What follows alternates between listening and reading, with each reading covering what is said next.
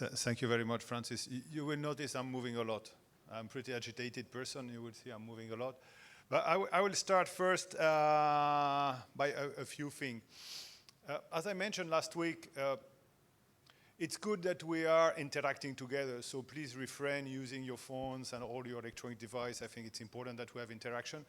And first of all, I will give you a small video to watch.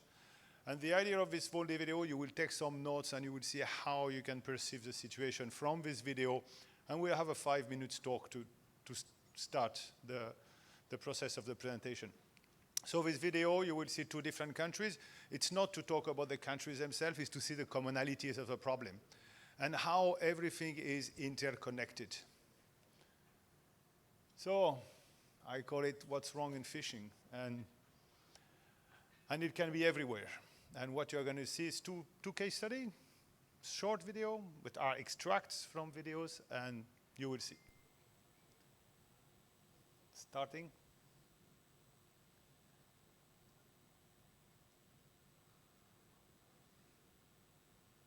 From when I was young, I do fishing a lot.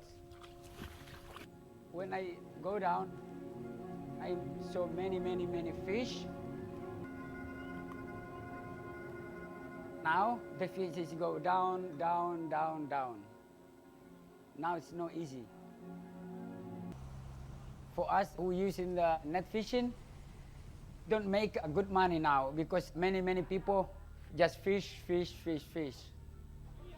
Too much fish in the markets and the price of the fish is too low. Long time year ago, no engine, quiet in the sea.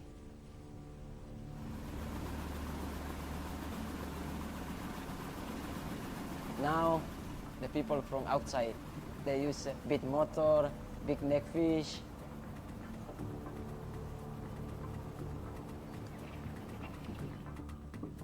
Budget only simple. The big boat, they take all the fish. Not many fish for everyone now. Arakan niya do, minta ita lang ilaw, niya dong gai.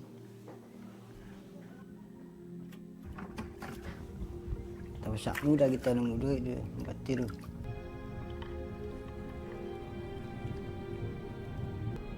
Oh bahaya, aku nanggay bahaya. Patay na batu. Lagi lupa lindungan daya.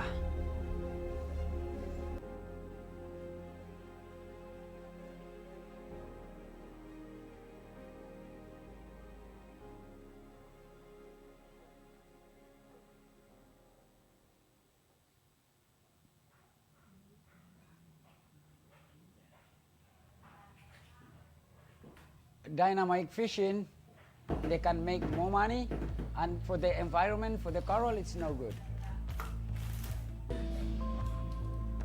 And the same like potassium, if the police or ranger find them, they will in trouble. Coba nangku mgebong itu buku palua dan langangku.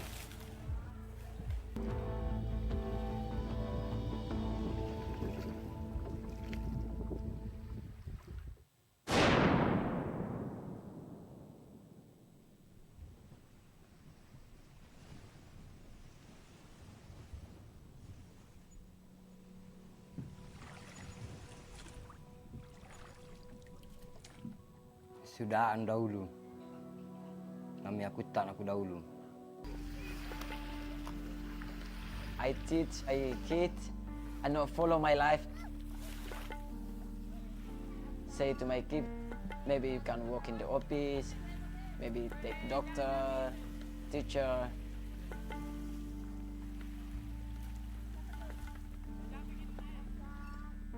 No be a fisherman, hot life.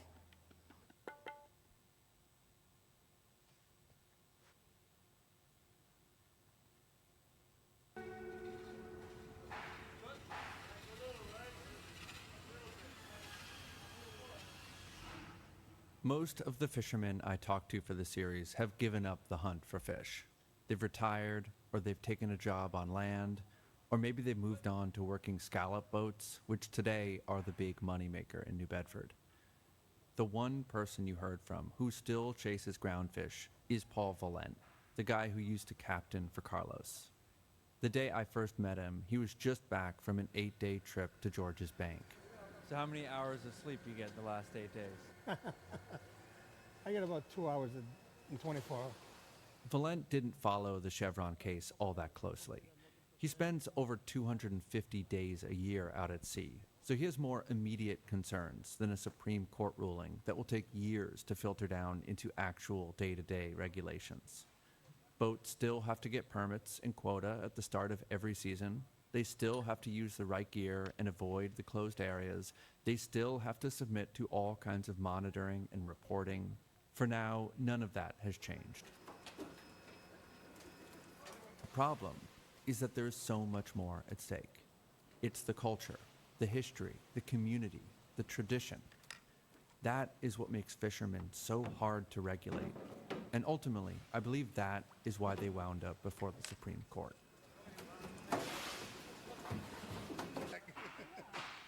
But I asked Valent later if he thought his grandson would actually be a commercial fisherman like him and continue the family tradition that went all the way back to the old country.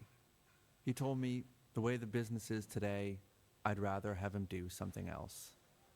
Valent sounded defeated as he said it, and having just heard him quiz the kid about buoy colors and boat parts made it that much worse.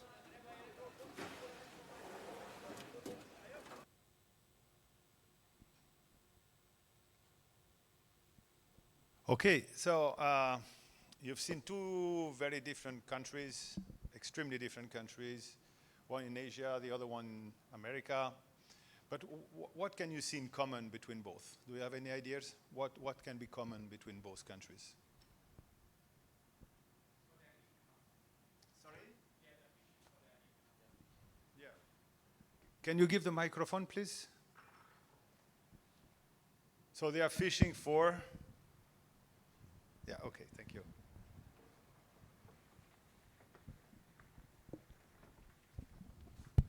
So yeah, that is fishing for their daily incomes to me.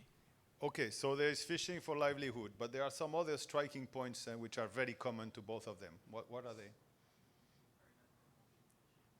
Sorry?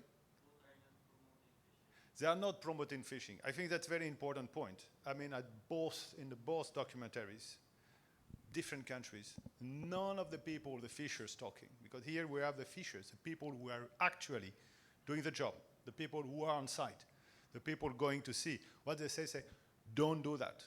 They don't want their family, their sons, their grandsons to do the same job ever. And they said, okay, do something else. Do something else.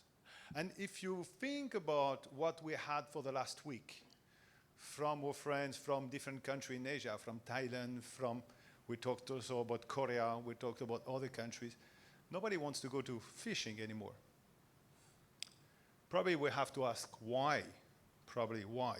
There are a few other elements here also which are interesting. You probably noticed also that in order to generate more income, some fishers are ready to go for illegal practices, okay? Destructive practices. Here we've seen some of them, in one case with poisoning, with dynamite, but there were other ones which I didn't put inside because in the United States they had a lot also of cheating on the records, completely doing illegal fishing, exchanging species for another species, not declaring, underreporting, misreporting on purpose. So you see there is this tendency also of doing things which are not illegal, which are not legal anymore. And why are they pushed for that? They know what they're doing. You've seen the person there. They know that it's destructive. They know it's dangerous. They know it's not correct. They know also that they're exposed to problems because he mentioned clearly, if I get caught, I will be in big trouble. In the United States, it's the same thing. When they are cheating with the records, they know that if they are caught, they will be in big trouble. But why are they doing that? Basically, they cannot make a living anymore with fisheries. They have to work extensively. And if you remember what one of them saying, oh, in the last 24 hours, I slept 2 hours. 2 hours. So it means the person was awake working for 22 hours in a row in one day. Have you ever tried that? working hard on a ship, on a vessel like this, with heavy seas, small environment, confined environment, smoke, smell. If you make any mistake, you can kill yourself, you can kill somebody. This is the hard life. You remember one of the guys said, no, it's hard life to be a fisher. Don't do that. But in fact, both of them, developed and developing countries, are facing the same problems. Hard life. They face also something which is interesting. One of them said, now everybody fish. And there are fish in the market and the price is very low, so they cannot make a living anymore.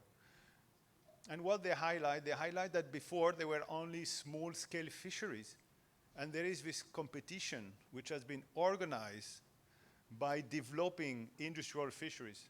And when you develop industrial fisheries, usually with a lot of subsidies, and it's what we discussed yesterday, you develop these industrial fisheries. And we had this discussion with the group I was with yesterday. It's extremely destructive for the small-scale fisheries because you create an unfair competition based on subsidies. So you are modifying the market state, and all these small-scale fishers who had only this for a living, basically they are losing their capacity to survive, and they will be entering into illegal practices. But again, it's not only for developing countries. Developed countries are facing the same problem, have you seen with this gentleman here. So we see a global problem. It's not only in developing countries, and it's something that must be very clear in the mind of everybody. What we see here, it's not in developing countries only. It's happening, unfortunately, many places in the world. We've seen also in the second part of the documentary, we've seen a lot of paperwork. Do you remember? They highlight the paperwork. They highlight it's not only that you have the harsh life to go to sea and expose yourself to very hard environments. It's also you have to fill up a lot of paperwork. You have always under stress. Why do you have to fill up so many paperwork and so many things? Because you permanently have to demonstrate that what you are doing is within the rules. Rules which are often created outside without consideration of the impact of the rules on the working system.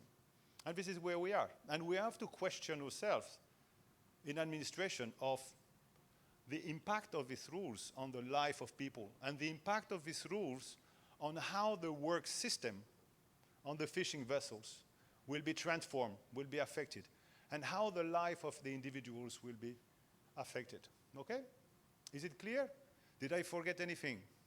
Probably I forget a lot, but I don't remember. Yeah, there is the idea of culture. They highlight also how much it is cultural fishing, how much is embedded in the culture of people, of tradition, long-term tradition, that makes it complicated to change. They highlight also that these people are spending a lot of time at sea, and when they are spending a lot of time at sea, they cannot be involved into political discussion. You remember in the US case, they highlight they could not follow what's happening in the High Court of the United States, which is going to transform the fisheries, how it works. It will transform their life, but they don't have the time to go there because they are living far away. They are at sea all the time. So basically, the regulation will develop differently without their input, and their voice is barely heard. And we're going to discuss this all together. Any questions so far? Is it clear? Okay, why are you fishing? So it's very important to understand the motivation of fishers and the system ownership. It's who owns the system and why. So you're fishing for subsistence. Okay? When you fish for subsistence, what it is, basically you secure your own food. That's the purpose. That's very simple. You fish, you take your food, you eat. This is all time. There is still few people living like that in some countries, but it's becoming more rare and more rare. There is the idea of fishing for small markets. Basically fishers, small-scale fisheries, they fish for themselves, subsistence, but also for local markets. It's another type of fisheries. And we have another type of fisheries, which is basically fishing for international trade. And we enter in a very different way of thinking about the fisheries. It's not anymore for living within the community, it's to trade elsewhere. And the purpose of these fisheries is not for the fishers to generate food for themselves and for their community, is to generate profits that will be captured through trade by the one owning the trade system and the one owning the fishing vessels and the trade system and the traders. This is what we call the middleman. If you remember when we talked about small-scale fisheries, we talked a lot about middleman. We talked about the idea that more you enter into a market system, a commodity, more fisheries is becoming a commodity, more distance you will have from the person working to the person generating the profit, okay? So different ways of looking at it. What is very important also is to distinguish things. And since last week when I hear a lot of words and sometimes a little bit unclear, imprecise. It's extremely important to be precise.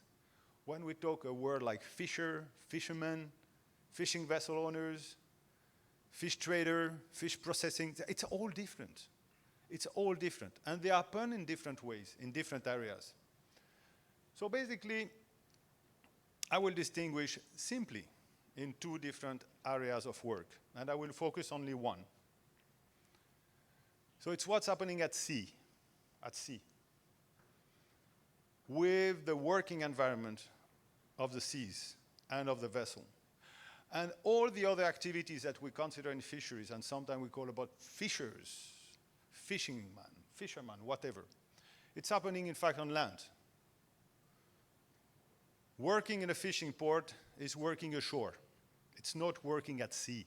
It's not the same thing. Working in a warehouse, in a bunker station, it's working ashore. Working in a transformation plant, in post-harvesting, it's working ashore. It's not working at sea. It's not the same thing. Being a fishing vessel owner, you are ashore. You are not at sea. Being a fisheries inspector, you are living ashore. You are not living at sea. Okay?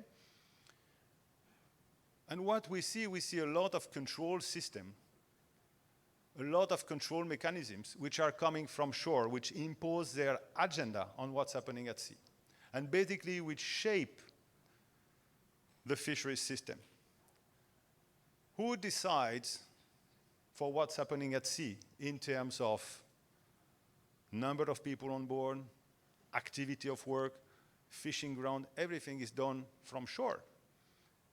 It's a negotiation with the ship owner, the fisheries departments, but also the different fisheries industry, and everything is on shore here. And for them, the idea of the fishing vessel is just made to bring value, to bring the catch on shore, for these people to organize the life and to control what's happening. And there is a lot of demand from shore side towards the people at sea, with very limited regard of what they are experiencing in their life. So I really want you to make a clear distinction between what's happening at sea, and this is what we're going to talk about, fishers, people working at sea, and those who are not working at sea. Because very often there is a lot of confusion. When I hear, when we negotiate with fishermen in these meetings, fishermen, it's not the people. Who are the fishermen? You talk about fishing vessel owners. You talk about fisheries owners, fisheries industry ownership. You don't talk about the fishers, because the fishers are the people you've seen before. You've seen the video. They are the fishers. They are the one at sea. They are the one exposed to the risks. They are the one exposing their life. This is not the people you interact with when you develop regulation. Yesterday, we had a presentation from the Thai Tuna, Industry Association. If you remember what he was saying, at 3 occurrences, he was saying that they are, as an industry, working with the administration to develop regulation. They develop the regulation with the industry administration, not with the people at sea. When you are developing regulations, do you invite the migrant workers to express their life, what they are doing, what they really express? Not at all. You don't even know them. You don't even meet them. So I want for you to be very clear with distinction, extremely clear. We have to use a vocabulary that express things, realities, and not blurring with the vocabulary or perception of the industry. So this is words that matter. Words are very important, which words we are going to use, okay? So first, the word fisher. I like this definition. It's pretty clear. It's definition from the ILO. I think Ben will, he knows this by heart in the C188. It's very simple. Any person employed, engaged in any capacity on board any fishing vessel. So it means a fisher is a person who is actually on the ship. Okay? That's clear, huh? So, is a skipper a fisher? Can we define the skipper as a fisher? Yes? Yes, he's a fisher because he's engaged in a specific capacity on board. Is the fishing vessel owner a fisher? Sorry? It depends if the fishing vessel owner is working on the vessel or not. But usually, the fishing vessel owners, are they working on the vessels? Sometimes, but in the majority today, industrial fisheries, no. They work ashore. Okay? So we have to look at this distinction. What is a fishing vessel owner now? It's also an ILO definition. The fishing vessel owner is the one assuming the responsibility for the operation. What does it mean? It means the fishing vessel owner is the one which is providing the means and the tools for a ship to be operated. So basically, it's a person, or persons, it depends, or the corporate, that determine how the ship, the fishing vessel will work, and how the people on board will work. Okay? Is it clear? So the fishing vessel owner has the obligation to provide resources and facilities to comply with obligation of the convention. So the responsibility of the fishing vessel owner is extremely important. If there is any case of forced labor, child labor, any kind of labor abuse, the responsibility is here. Okay? It's very clear. The ILO is pretty clear here. The C188 is very clear. So when there is a detection of anything, this is where you have to find the responsibility. Simple. So, who has the power now? I will just make it. Who decide to build a fishing vessel? Who make this decision? The fishing vessel owner, huh? Why do you want to build a fishing vessel? What for? What for? Why do you want a fishing vessel? Because you like fish or because you want to make profit? Because you want profit, huh? When you are a fishing vessel owner, you want profit. If you just want fish, you are basically in subsistent fishing. But if you are beyond subsistent fishing, what your driver is, it's not anymore just a fish. It's a profitability of the fish. So fish is just a mean to generate profit, okay? This is why you build a ship. You build a ship to generate profit. So if you want to generate more profit, what do you have to do? You build a ship very cheap. You operate it very cheap with very cheap crew, of course. And your profit margin will increase, especially if you can sell it abroad to markets where you have very high price. If you are a fishing vessel owner and you just operate in a country where the fish price is, let's say, $1 per kilo, okay? So your profit margin may be very small, but if you are able to export to a country where it's $5 a kilo, that's different. This is what we call the international markets. This is we're going to take the fish from Asia and we export to Americas, to Europe. Why the fishing vessel owners are doing this? Because this is where they can expect higher revenue, higher profit. And if they can, within the context of their country, reduce and lower the standards on board the fishing vessel, their profit margin is increasing. Okay? This is why you construct a fishing vessel. Who selects the crew? The fishing vessel owner decides about the crew. They decide about the number of people on board and about the quality of the people. If your fishing vessel owner do not employ Thai people and prefer to have, as we've seen in the port, to prefer to have a certain number of persons from Myanmar, there is a specific reason for that. It's cheaper, of course. It's cheaper. It's control and cheaper. Okay, that's the idea, huh?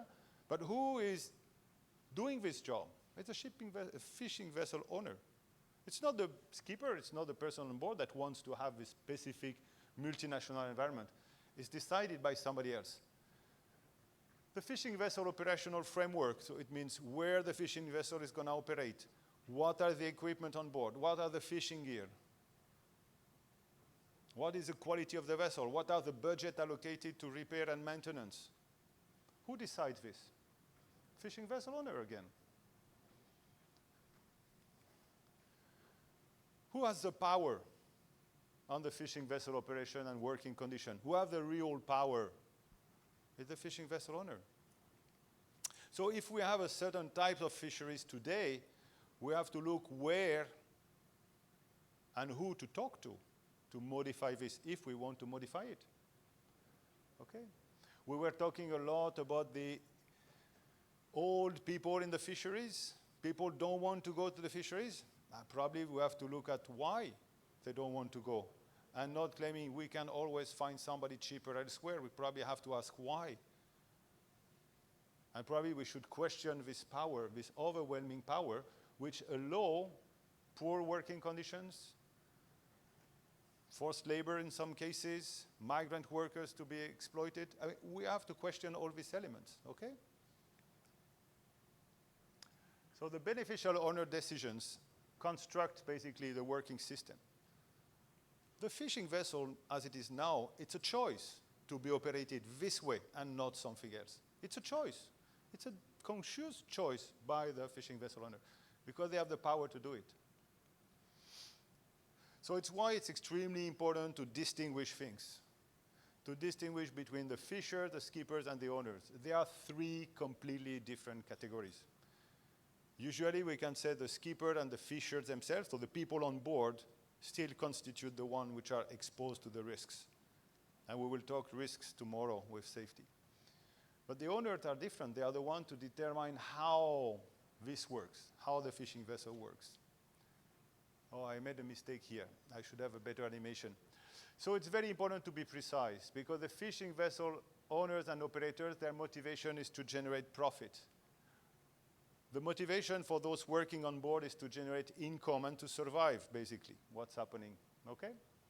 And here this is an example of a strike in Africa against the profits generated by European companies in Africa and the very, very, very small salary that African workers have on board fishing vessels in very harsh conditions.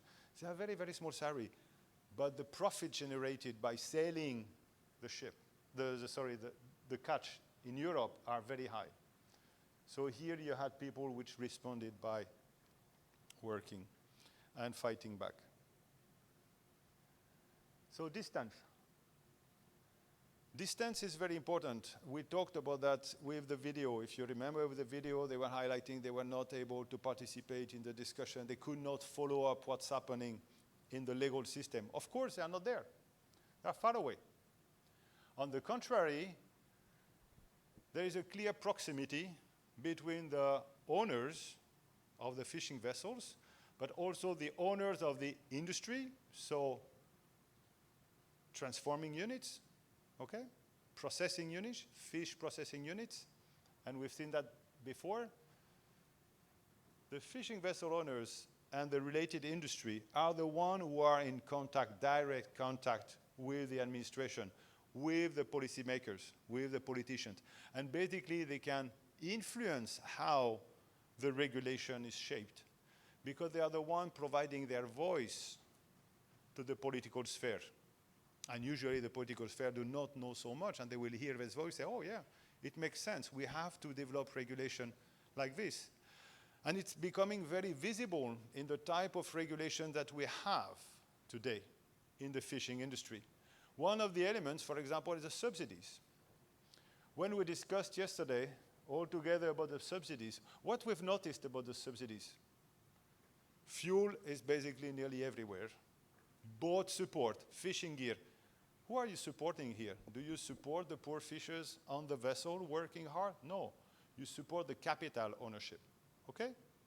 You don't support the fishers, you support the capital, you support the fishing vessel owners. Why do you support these fishing vessel owners? Why these subsidies have been selected like this and not differently? It's because you have this proximity between the industry and the administration and the political sphere. And therefore, this proximity makes it more influence for them. And this is how you develop it. And yesterday it was pretty clear. I mean, the gentleman from the Thai industry highlighted how close they work together with the administration, and even more closer because he was the former director of administration. So we can even see this relationship, it's perpetuating after. So it means today, as association president, basically, he knows also all the politicians he has been working with. He knows everybody in the administration. He knows how it works. So he can definitely have an influence on the regulatory development, which nobody have, and certainly not anybody working on fishing vessels. It's not the person that we've seen on Friday, do you remember, with their life jacket, that are going to talk to any of the policymakers, okay? They will never influence the policymakers' development. So, fishers, they are physically remote. We've seen that yesterday. So we've seen that. They are remote, they are invisible for policymakers. The multinational crew is also a factor which can create problems. We have multinational crew, as we've seen recently, and we have precarious conditions. And here specifically with migrant workers, they are afraid of a visa or no visa, so in precarious situation.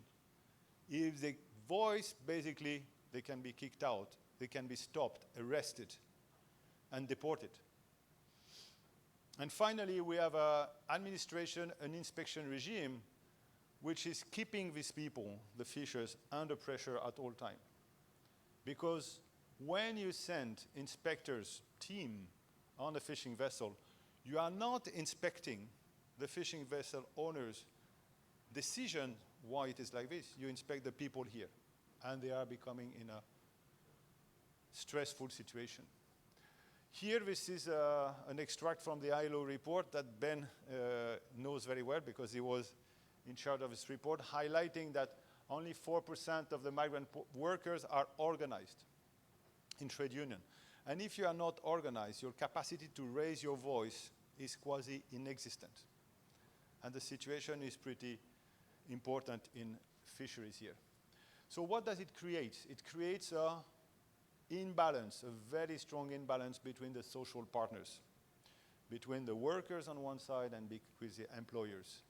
And when we have such imbalance and distance from policymakers, what's happening, the direct consequence, is basically on the regulatory framework and how this regulatory framework is developed and implemented and enforced, okay?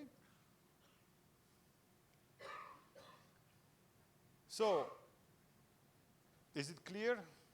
Any question? No? Okay, position shapes representation. What it means? It means that your position shapes how you represent the world. For example, here I'm standing on this stage. What I see around me is very different than what you see from the place you are, okay?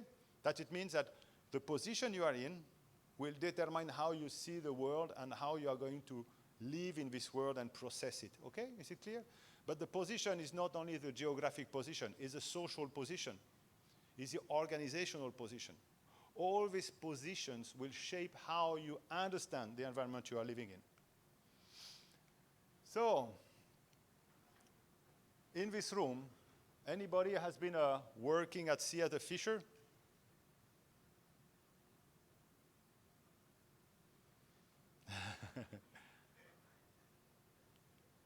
Anybody has been working at sea as a seafarer? Yes, we have some of them.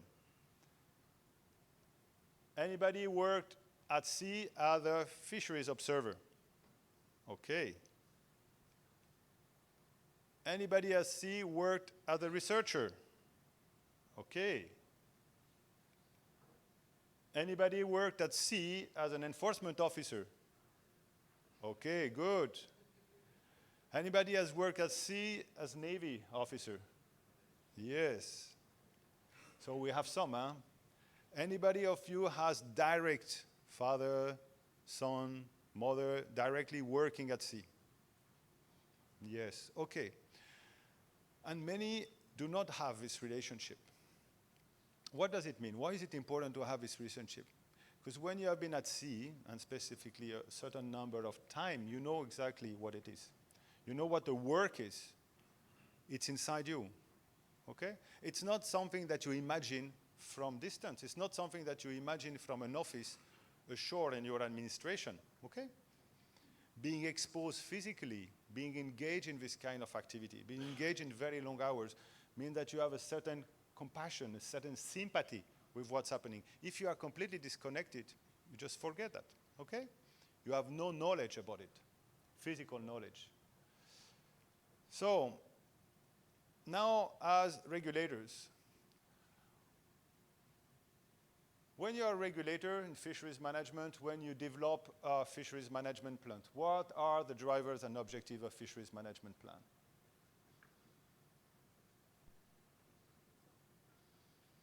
In fisheries management plan, what we develop? We develop we look at what? We look at the resource, at the fish. Okay. Do you consider the working condition of people? No. No. The people on fishing vessels, they just exist to make sure that your management plan decided ashore is going to work. That's it. In terms of quantity you want, in terms of area and species you want to collect, that's it. Do they count themselves as human beings or people which have it? No. And it's very clear because we don't see, now it's coming, and we were going to see that later in fisheries management, a little bit, very, very, very, very, very small, some consideration for the fishers. But for now, there's still no consideration for the people. They are just an instrument. Like a computer is an instrument for processing information. These people are an instrument to satisfy a fisheries management plan. This is what they are. Basically, their humanity and their life as workers is denied. They are just the instruments to generate something, satisfaction to fisheries managers. But it's very important to keep in mind that this fisheries management plan will set the scene on how fisheries will work. They will create this environment, this foundation on which the fishing vessels will operate and the people will work. Inspectors and observers, what are they looking at? What is the objective of a fisheries officer? What is the objective? Is to verify that the plan before decided by fisheries manager is implemented. Okay, that's what it's about. Is it really much to help these people to have better working conditions and life? No. No. We have a problem here. So basically, when you're a fisheries officer, you focus on the fish. You look at the size, you look at the species, you look at the quantities, etc. What does a fisheries observer report? The fish. The catch, that's it. Does he report the terrible working condition on board? No. You know, when I was here last week, the friend I met in Thailand, he was a former fisheries observer. I think it was in the early 90s. And he was on a Russian vessel operating in the South Hemisphere, really south of South Africa, really low. And he was obsessed by only the fish reporting, and we talked about it. And once he said that the working condition was so terrible for the people on board, they didn't have drinking water on board the vessel, which were operating for months out of sea. And they reported this to the government, that they should do something. It was the French government. They didn't do anything. They just say, okay, now when you go back home, you will not have a job. And he was pushed out. Because his job is to look at the fisheries management plan, not to look at the life on board the vessel. So basically, this is what you are looking for, because this is what you are paid for. So it's very rare, basically, that the fisher's life and working condition are considered. So what is interesting with PIPO today, it's basically this joint inspection. This joint inspection make it possible because you have people from fisheries, you have people from labor, and you have people from maritime administration. It makes it possible to look beyond the fish and try to improve the working condition and the safety of fishing vessels. So it's a very good initiative from Thailand to have this. After we can talk about how it's operated, but the core of the idea is very positive. What is PIPO doing? Having different people coming on the vessel, looking at different dimensions, okay? So it's gonna take time, of course, but it's a very good starting point. Consideration for the fish resource, this is what we have today, not for people. It's very problematic, it's very problematic. So now you have to understand that the fishers are not completely stupid. Even if many people think they are stupid, they are not stupid. You remember the fishers, they know exactly what they are doing when they use dynamite fishing. They know what is destructive. They are not stupid, they know very well their job. They are able to understand the situation. What do they see? What do they see when you have governments, fisheries management plans, RFMOs, which only consider the fish and not them? They see it. They see it. They see perfectly, they know perfectly that the objectives of the fisheries administrations everywhere, it's not their lives, it's not their humanity, it's the fish. And they see it, they feel it every day. Why they can see it and feel it? Because this is what you are doing as inspection. Because also the working conditions they are living, they can also distinguish their working condition with other working conditions very clearly, okay? They see that.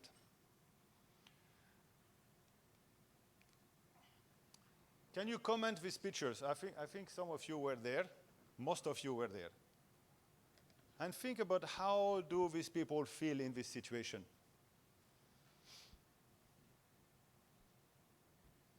How do they feel? Sorry? Overwhelmed, yes. They're overwhelmed by a strong power system. Here there were a lot of people, which is even worse, but even when you are in a normal situation, the same thing. The people will have the same face. They are afraid. Why are they afraid? Because they see people in uniform. Have you seen how they are dressed? Have you seen the equipment they have? And look at the equipment you have.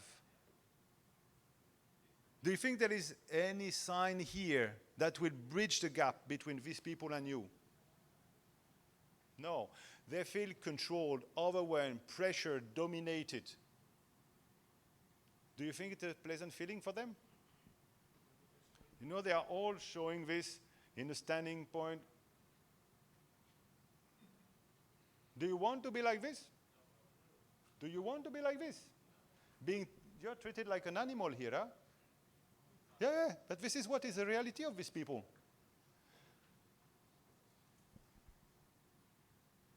You know where we see this kind of pictures? You see in American movies, we see these pictures, you know, when they have been arrested by the police and you see the pictures like that. This is the same picture. Do you think you can get something positive from a labor inspection in this situation? You probably have to think about it. Between the idea and how to do it, there is always an important element. So here we show also that we don't respect these people. And imagine it's even worse because these people, for a lot of them, are from Myanmar. So they don't understand what is written here because it's all written in Thai. Maybe the Thai people can understand a little bit better, can understand what the people, but they don't understand. There were some Thai people, huh? Yes, yeah. But the environment is not their environment. Their knowledge about the legal system is zero or close to zero, okay? We can see the fear, huh? We can see that they are not comfortable at all. You can see that they are under this risk of losing their job or being blamed by the ship owners or by the administration. They are in this position of being very down, very low, okay? This is what's happening.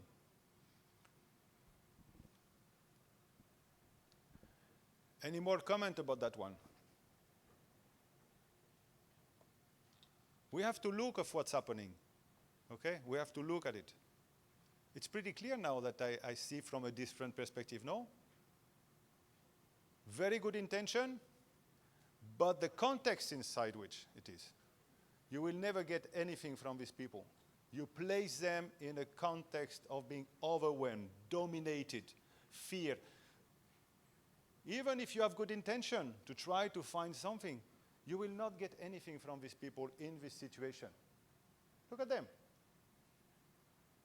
Convicted people, animals, this is how they feel. You have to understand their feelings. If you don't understand that, if you are not able to project yourself in their position, you will not be able ever to achieve anything. Okay, what is working at sea? I will go fast because tomorrow I will talk a little bit more about safety.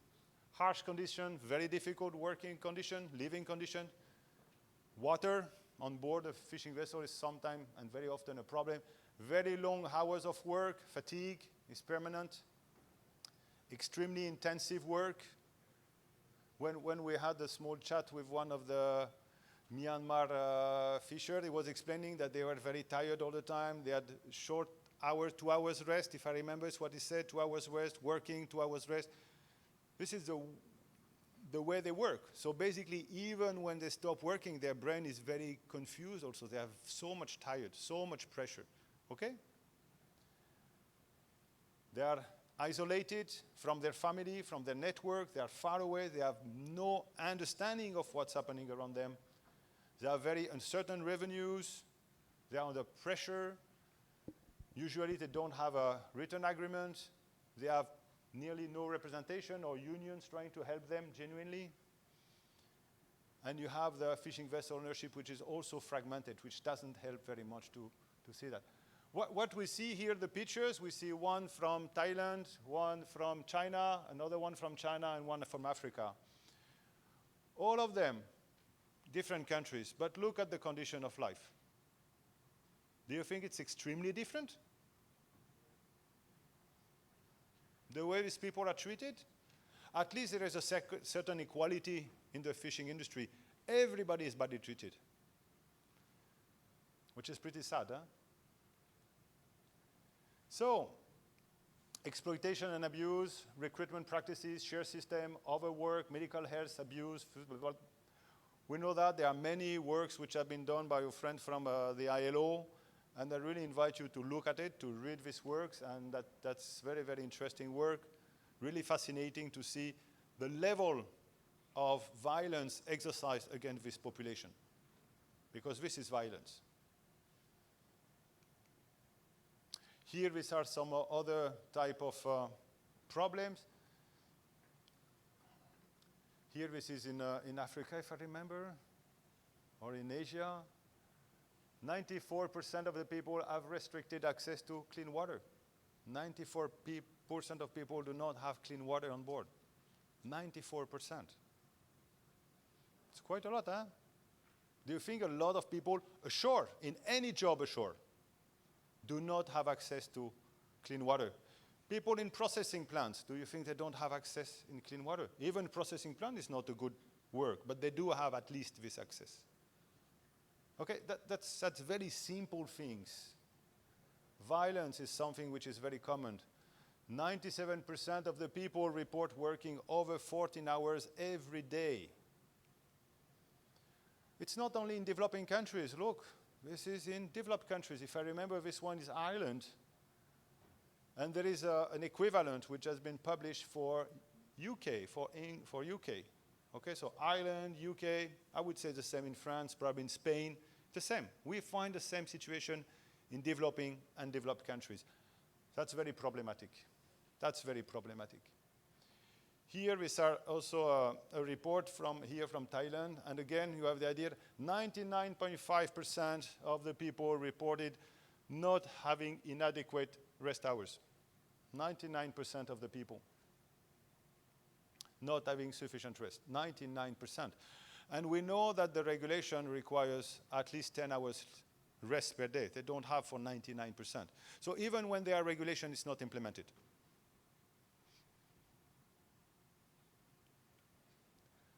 Here, this is the UK, and you will see in the UK, same thing. 60% of the fishers in the UK are working over 16 hours. Do you think the next generation of British people wants to go to sea? No, no way. Do you think the Americans, as I said, they don't want their sons to go to sea? They will not go, and they will make it very clear. And probably you don't know, but when you work long and very long hours, and there are some reports from the ILO and WHO, if you work very long hours, you have a very high chance of dying very young, especially from heart disease and stroke. Very, very high chance. Okay? So here, this is overwork at sea, which is beyond what is overwork in post-harvesting. And this is the report from our friend Ben. and we can see here in the fishing sector, in the study they did in the region, people on average work 94 hours per week. And you can see in fish processing, 58 hours. Yes, 94 hours is not the same thing as 58 hours. One system is working ashore, and one is working at sea. And it's not even the same working environment. When you're in a very narrow environment, moving, noise, sound, no water, no food, no access to anything, no possibility to escape for weeks, months. That's a completely different environment than living in a post-processing environment. It's different. Okay? It's very different. You know this one? IU fishing, safety at sea, labor. I think it's important to recall it, but our friend Francis mentioned it, if I remember, it was Monday. So I will not repeat this. This link together, safety at sea, IU fishing and labor, forced labor. So the problem in fisheries, and in maritime in general, because it's not only fisheries, you can find similar problem in the shipping industry. It's a normalization. It's a normalization of a deviant environment. What it means? It means that death, even if we have very poor estimates, death has been normalized, completely normalized in shipping and in fishing. It has been socially accepted, okay, for very, very long time that death rate, fatality rate at work is far beyond what's happening on shore, what is acceptable on shore. So here you have the fatality rate on shore, what I calculated with some ILO stats. It's about 11 for 100,000 workers, 11 deaths for 100,000 workers. What you have in the EU is 1.63 deaths ashore for 100,000 workers. What you have in shipping, and in shipping we have some consolidated data, even if the consolidated data is not complete. It's not complete, so it's more than that. It's not complete, this is what we can reach. 21 out of 100,000. So it means about 2 to 10 times more, according to the type of countries, than what you have onshore. And while we are talking about fisheries, we talk about 80 to 1,000 per 100,000. It's not even in the range of any other job, not any other job. It's in the range of the people in war, okay? This is what we have in the fishing industry. Is it acceptable? Is it acceptable? Yes, it is acceptable because you accept it all. There is nothing which has been done yet so far to do better than that. It's still acceptable. So it is acceptable. No? But why is it happening? Well, nobody is questioning that. Nobody is questioning it. So it is acceptable, unfortunately. And probably you have to make it not acceptable. What does it mean about social concern for fishers? It means nobody cares about them. This is what it means. When you have such high rate of death, it means nobody cares about them. How the people at sea may react. Have you asked yourself? They know that, huh? I don't know for all the people which have been at sea. I've been at sea for more than 20 years. I had people dying on my ship. It's something that you see. It is a reality. It's not something that you imagine. How many people die in front of you in your job, in your workplace? This is what you face when you're at sea. How do you react that? How do you think our consideration for the work of the administration and the legal system is. We feel it's pretty poor, huh? We feel like pretty downgraded people. This is the reality. So, we have downgraded rights and conditions. For me, the example I'm working on for a long time is working time. Working at sea, fishing and shipping, it is the only sector that it has been normalized and enacted in international regulation. 14 hours of work per day is acceptable. In 1919, the first regulation of the ILO, 1919, more than 100 years ago, said normal work is 8 hours per day, 48 hours per week. In maritime work, what is considered acceptable? 91 hours per week, 14 hours per day. This is acceptable. And we know from the research in fisheries, but also in shipping, that people work more than that. So we have a problem in regulation. The problem is that we have been able, at international level, at regional level, at national level, to accept this and to enact this law as normalized. No willingness to address death. I think death for me is one of the worst things. We accept this level of death nowhere else. Sanctions and inspections are only targeting the people at sea.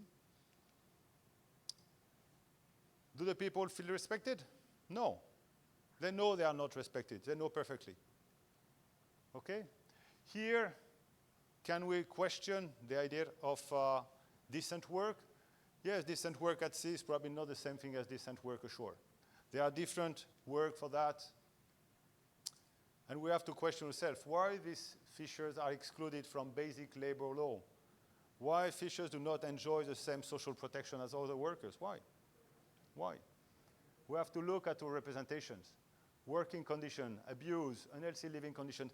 It's going on and on and on. It's reported and reported and reported. What's happening? Why we neglect them? What are the consequences now? Indirect consequences. Can you trust fishers when you are interacting with them about the fish catch? No, you cannot trust them. The trust is a mutual trust. It's something which is mutual. You can't trust them because they can't trust you. There is no trust here. You will see all the enforcers of regulation in fisheries say, no, we cannot trust fishers of what they are saying and what they're doing. Of course, but they don't trust you also because you are not protecting their even basic right to life. So we need probably to build a culture of care to have a culture of voluntary compliance, to make them working and comply with regulation. So demonstrate care, not focus only on the fish, but also look at the people. Knowing fishers, acknowledging their work environment, recognize their value, respect them. Demonstrating care and respect. We have some lights ahead. Yeah, some lights, small ones. ICAT and WCPFC, which now includes some labor provision. Not even the C188, they're still below, but at least now they think about something. So that's a progress. So respecting fishers is a must if we want to have a functional fisheries management, okay? Building trust is essential, and what is important is to turn fishers into allies, not enemies. Thank you for your attention.